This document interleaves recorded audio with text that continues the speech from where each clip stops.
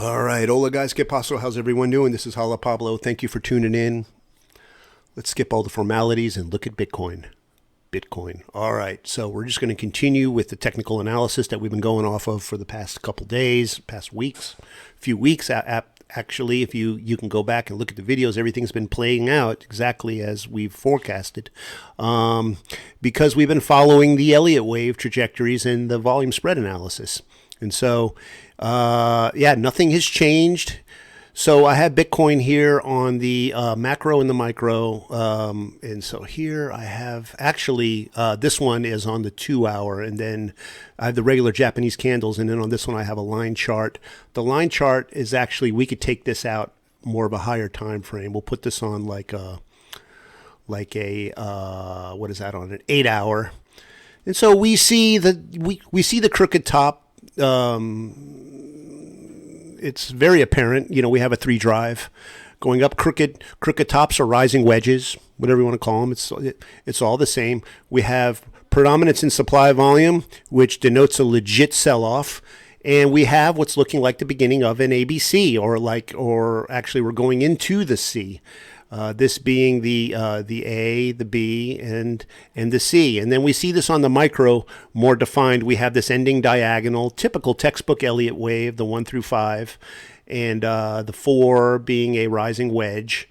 So that's very typical on tops, on macro tops, where they begin to take this geometric shape with the rising highs and also the rising lows tapering off, and then culminating in a 5 wave, which sells off, and that denotes the 5 wave of the beginning of an ABC macro correction, which we see here. Now the B wave in the corrective wave is a counter wave. It goes back up. It's a rally. It rallies up from the A. The A we see came down textbook. It mitigated the 4 on the Elliott wave. So you see this almost perfect textbook mitigation, and then we pumped up, almost to a 618%. Which is also textbook for the Fibonacci levels on a B wave. So everything is still within the regs, still within the norm, still within the theory of Elliott wave and Wyckoff, and now we're trying to determine this present range where we are now, and if it's going to be a redistribution, or if we hit a bottom and we're going to pump up from here and make another attempt at the all-time high at 108,000 or whatever it is. But here we're seeing something that resembles a inverted cup and handle. If you see this rounded top here with a long wick going down, and then we see, you see this here. Now this could be one of two things. It could be an inverted cup and handle, which is bearish, or it could be a beginning of the second part of an Adam and Eve double bottom. And if that's the case, then we can expect this to put another leg up, perhaps to try to remitigate this area here, this top of the B wave, which topped out at, what was it? I mean, no, it was here. I'm sorry, 99,000. I'm like, no, that's not right. It's not. We didn't go back up past 100,000 on here. So yeah, we topped out right under 100, and we came back down. And if we're gonna retest this area here, then we can see this putting up another leg. But if not, and if it fails this retest, then that means it's a proper ABC, and we're going down with the C wave. And now the C wave can bring us down to the beginning of this area here and mitigate this area, which would be the PSY of the distribution range. If we were to look at this as a Wyckoff, like the PSY area, buying climax, and then we have an upthrust and then a UTAD. If we were to typify this as a Wyckoff distribution schematic number 1, this would be the 5 wave would be the UTAD, obviously, and then the B would be the LPSY, last point of supply. The series of last points of supply as it marks down to retest the lows. Now the next low, if we fail here, the next liquidity void or order block would be down here at 86,000. I see that going here. I have a bearish bias. I think that this is a redistribution.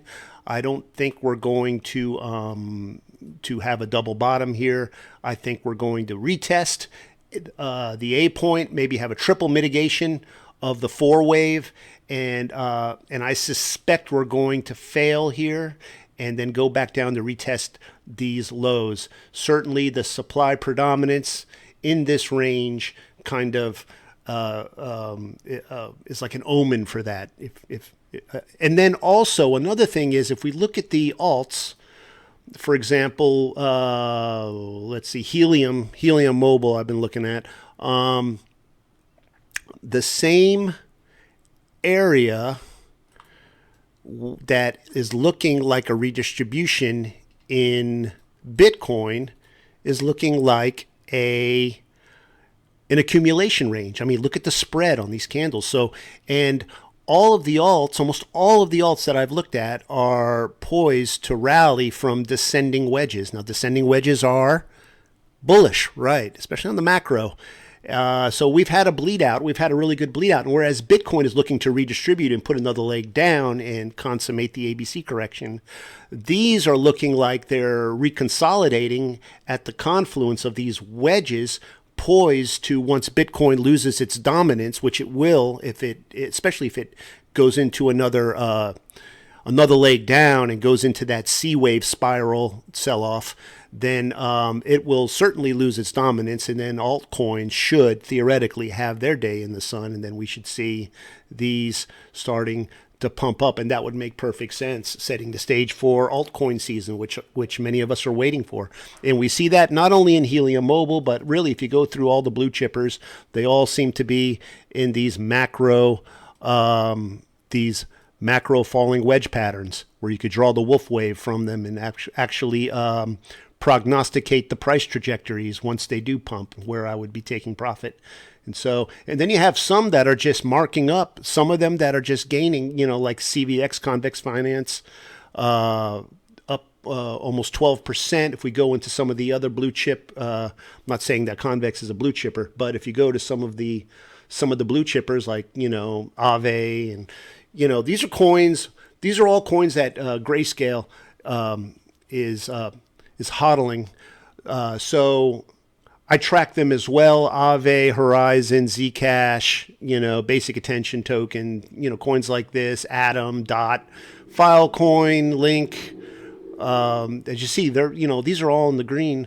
And all of them, almost all of them, like ICP, I believe, I haven't really looked at ICP, but I assume it. Yeah, see, this is in macro falling wedges. So that's what these are. And these are potentially bullish patterns that you could draw Weiss waves from. So anyway, that's what I'm looking at. So everything seems to jibe with Bitcoin being in its potential B wave and looking to potentially redistribute. See, you can't really draw that off Bitcoin. Bitcoin doesn't really look like it's in it's got a different pattern. It doesn't look like a falling wedge. So anyway, that's not what I'm getting. And this is definitely looking redistributive and not accumulative. As you can see, I mean, this is just typical. And then you see, look, guys, you see the divergence. See how the price action is going down, right? And then supply is going up. See that? See the red going up? The supply bar is going up, but then the price action going down. That's divergence. That's bearish strength. So yes, I am redistributive on Bitcoin. I think we're going back down to, I think first we're going to retest this area. And then if we fail, we're going down to the 85, 86 area. Some analysts are calling into the 70s perhaps, which is certainly feasible, at least wicking down to that area. It's going to be total bargain of fire sale prices almost for Bitcoin. So it's good news all around. It's a plus and a plus for those who trade the markets wisely, smartly. You can make money with the altcoins and you can get Bitcoin cheap. So this is all good news. So you can't trade with emotion. Don't go with the herd. Don't listen to people who are perma bulls or perma bears. The real traders, the ones who know what they're doing, go with the market. So if the market's bearish, they're bearish. If they're bullish, and they can change with the market. They don't have any preconceptions or any kind of preconceived bias that they're trying to get you to follow. So just be careful, be wise, be safe. Know that this is not financial advice. And also, if you get anything out of these videos, I'd appreciate a like, thumbs up, subscription if you haven't subscribed yet. That way you won't miss any more charts. I do all the coins. Altcoin is coming up, so you're not going to want to miss some of my picks, some of my entry points, some of my exit points. I share them all with my Discord trading group.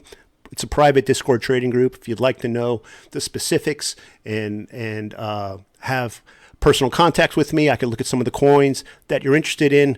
By all means, consider checking us out on Discord through Patreon.